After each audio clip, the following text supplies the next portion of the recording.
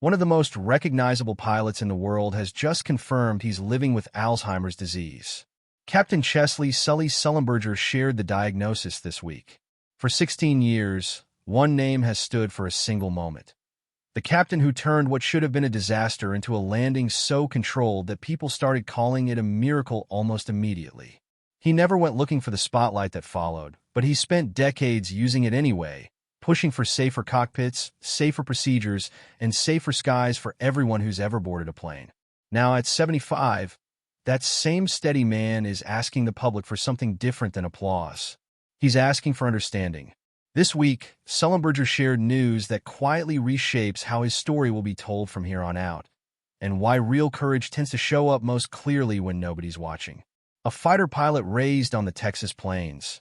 Chesley Burnett Sullenberger III was born January 23, 1951, in Denison, Texas, into a family descended from Swiss-German immigrants who had settled generations earlier near the town of Winnigan. He grew up with one younger sister, Mary, in a household built around discipline and quiet achievement rather than noise, values that shaped him long before anyone in Denison could have guessed he'd become a household name. As a boy, he built model aircraft carriers and toy planes, and he later said his pull toward flight took hold after watching military jets pass overhead from a nearby Air Force base. He was an unusually strong student, consistently near the top across every subject, and by age 11 his test scores qualified him for Mensa. In high school, he ran the Latin club, played first-chair flute, and finished near the top of a graduating class of roughly 350. Outside the classroom, he was already chasing the sky itself, earning his glider license at 14 and learning to fly a small Aeroinca Champion at 16 out of a private airstrip near his family's home.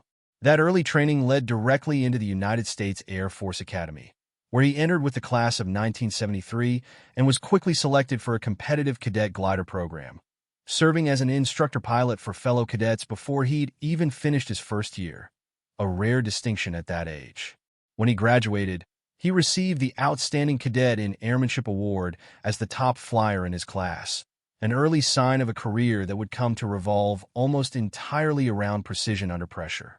The Air Force then sent him to Purdue, where he earned a master's degree in industrial and organizational psychology, a field that would later shape his lifelong interest in how people think and communicate during a crisis. He went on to train on the T-37 and T-38 before earning his wings and moving into the F-4 Phantom II, flying with fighter squadrons in England and Nevada, and rising to the rank of captain, all while sitting on aircraft accident investigation boards and building the exact expertise that would eventually define his life. By 1980, he'd left active military service for the airline industry, eventually settling in with US Airways and its predecessor carriers, where he'd spend the next 3 decades logging tens of thousands of flight hours. Alongside flying, he worked as a flight instructor, an accident investigator for the National Transportation Safety Board, and a safety chairman for the Airline Pilots Association, helping build protocols airlines still lean on today. His safety work fed into an FAA advisory circular, and he helped develop the crew resource management course US Airways adopted, one he personally taught to hundreds of crew members over the years.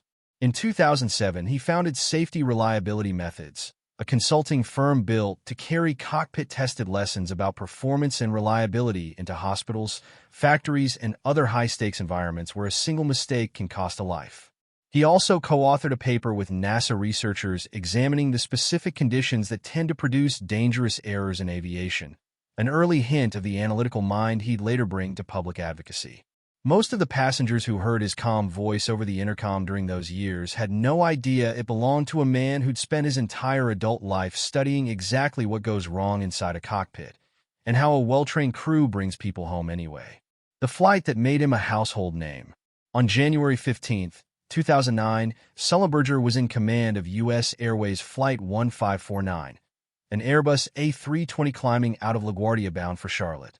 Barely 2 minutes after takeoff, the plane struck a flock of Canada geese and lost power in both engines almost instantly, leaving Sullenberger and First Officer Jeffrey Skiles gliding a dead commercial jet over one of the most densely packed cities on the planet.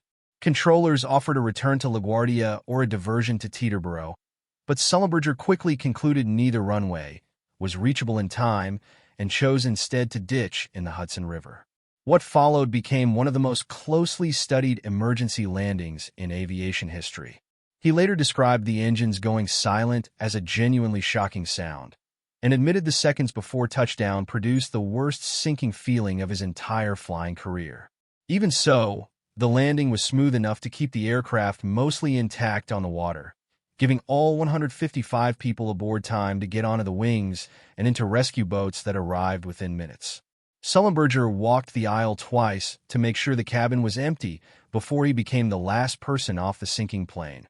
The NTSB later concluded that ditching in the river was the right call, since standard engine failure procedures are built for cruising altitude, not the seconds right after takeoff, and any attempt to turn back risked coming down in a crowded neighborhood. New York's mayor at the time nicknamed him Captain Cool, though Sullenberger has since admitted the calm exterior masked real fear, and that he dealt with symptoms resembling PTSD in the weeks afterward, including sleeplessness and recurring flashbacks. Even heroes, it turned out, carried the weight of what almost happened. Tributes came fast and from everywhere. President George W. Bush called him personally. President-elect Barack Obama invited the whole crew to the inauguration days later, and both chambers of Congress passed resolutions honoring Sullenberger, Skiles, the cabin crew, and the first responders who pulled people from the icy water. New York handed him a key to the city. Danville, California made him an honorary police officer, and Time ranked him second on its list of the year's most influential people. Sullenberger, Skiles, and the cabin crew got a standing ovation during the Super Bowl pregame show just weeks later. Proof of how quickly the story had jumped past aviation circles into everyday conversation. The rescue itself leaned on far more than one pilot's steady hands. Nearby ferry and tugboat crews reached the plane within minutes and pulled passengers off the wings and out of the freezing river before hypothermia could take hold, an effort investigators later called essential to the fact that nobody died. The aircraft itself was eventually recovered and now sits on permanent display at what's now called the Sullenberger Aviation Museum in Charlotte, renamed in his honor. For a man his friends have long described as shy and reticent, that sudden wave of global attention was nearly as disorienting as the landing itself. Building a second career around safety and service. Rather than fade once the headlines slowed, Sullenberger spent the next decade turning unexpected fame into a genuine second act built on education and advocacy. He kept flying commercially until 2010, retiring after 30 years with the airline, capping it with a final flight from Fort Lauderdale to Charlotte alongside Skiles and several passengers from Flight 1549. That same year, France made him an officer of the Legion of Honor, and he served as Grand Marshal of the Tournament of Roses Parade, formalizing his shift from working pilot to public figure. In 2009, he teamed up with journalist Jeffrey Zaslow to write Highest Duty, a best-selling memoir that went well past the Hudson landing to address his father's death by suicide in 1995 and the private grief that followed, a disclosure that turned Sullenberger into an unexpected voice for mental health awareness. That book became the basis for the 2016 Clint Eastwood film Sully, with Tom Hanks in the lead role, introducing a whole new generation to a story a lot of people thought they already knew in full. He followed it with a second book in 2012 focused on leadership, cementing his reputation as someone worth listening to on courage under pressure rather than just a pilot who got lucky once. Between 2009 and 2013, Sullenberger and Skiles teamed up again outside the cockpit as co-chairs of the Experimental Aircraft Association's Young Eagles program, introducing millions of young people to general aviation through free introductory flights. Work that earned them the organization's Freedom of Flight Award for both their heroism on Flight 1549 and their lasting impact on the next generation of pilots. His expertise became a fixture in the media too. In 2011, CBS News named him its aviation and safety analyst, a role in which he broke down aircraft systems and safety procedures for millions of viewers whenever a major aviation story broke, and his calm, measured delivery made him one of the country's most trusted voices on the subject. That same year, he addressed world leaders and executives at the World Economic Forum in Davos, sharing what he'd learned about crisis leadership and building systems that hold up under pressure.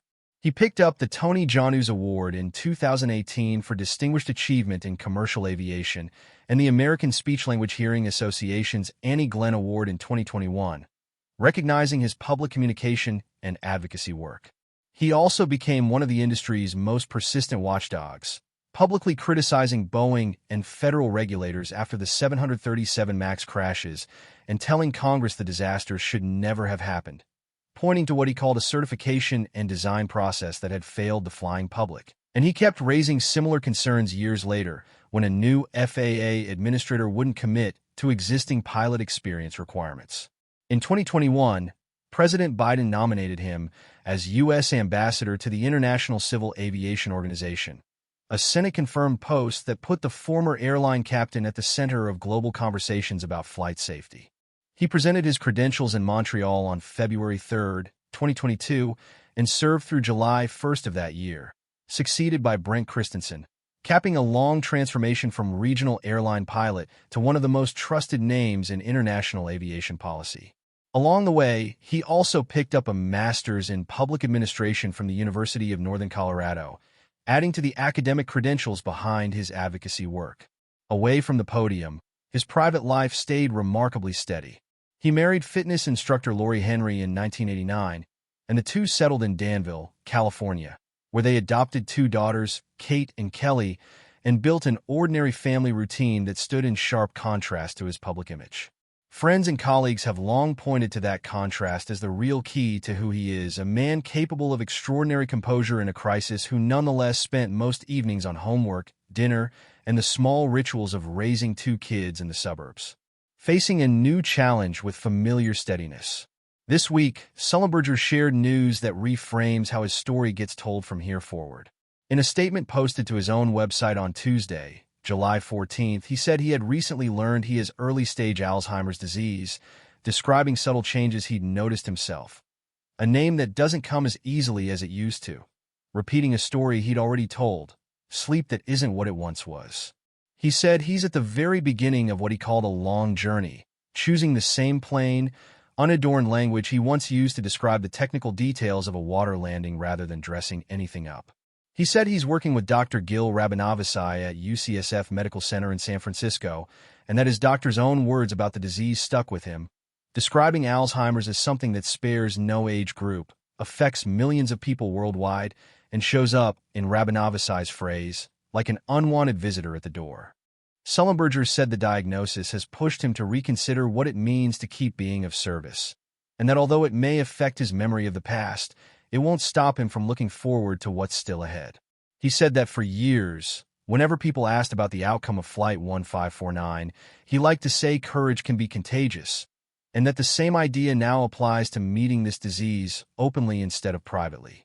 He framed going public as a way to spare other families the isolation that so often comes with a diagnosis like this, saying he now sees himself as part of a much larger community moving through it together.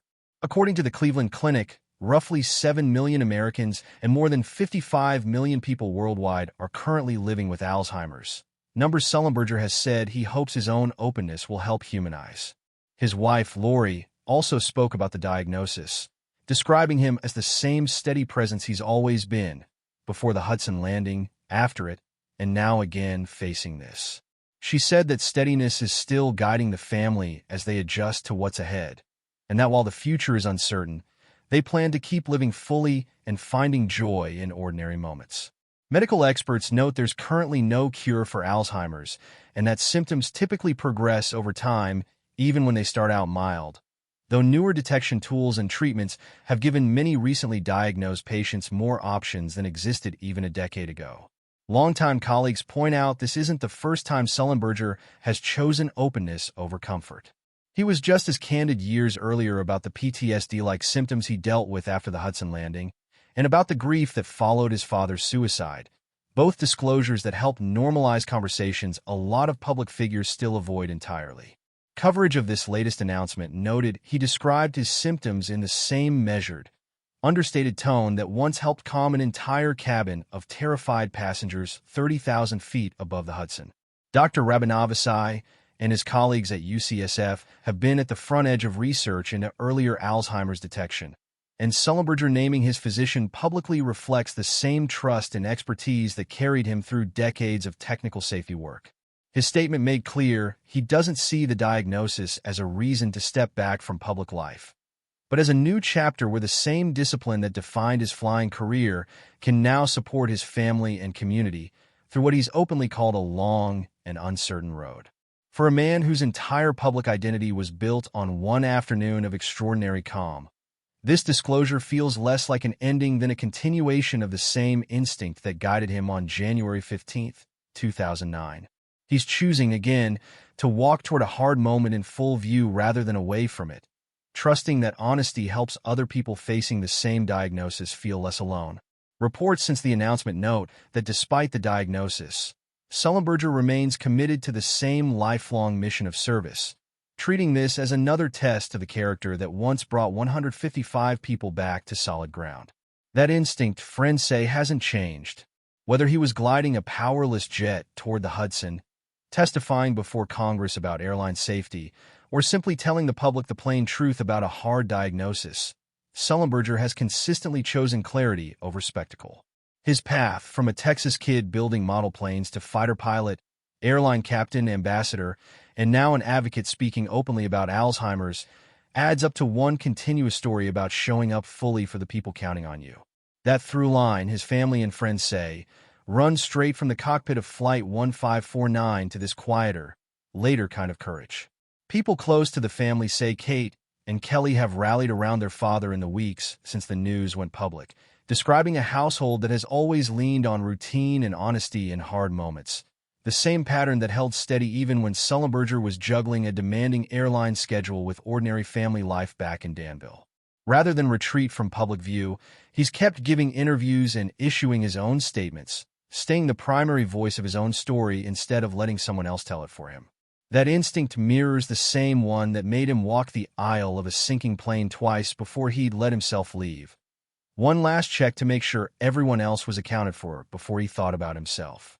Whatever the coming years bring, the people who know him best say that instinct to look after others first isn't likely to change now either. That's where we'll leave it for now. Thanks for watching. If this one meant something to you, like it, drop a comment and subscribe for more stories like it.